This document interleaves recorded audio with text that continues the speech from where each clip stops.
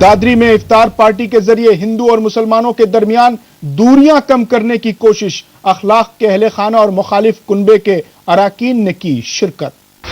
دادری میں ہندو اور مسلمانوں کو قریب لانے کی ایک خاص پہل کی گئی۔ اخلاق کے قتل کے بعد یہاں دونوں مذاہب کے درمیان دوریاں بڑھ گئی ہیں۔ آپس میں ایک دوسرے کو قریب لانے کے مقصد سے یہاں افطار پارٹی کا انعقاد کیا گیا۔ اخلاق کا نام سنتے ہی یاد آ جاتا ہے اتر پردیش کا دادری سانحہ۔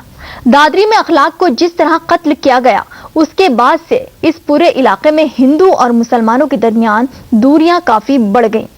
انہی دوریوں کو ختم کرنے کے لیے ایک غیر سرکاری تنظیم نے آگے بڑھ کر کام کیا ہے۔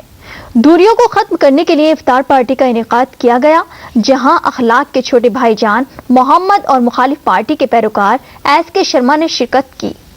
ساتھ ہی اس علاقے کے سرکردہ شخصیت نے شامل ہو کر آپسی رشتوں کو مضبوط کرنے پر زور دیا۔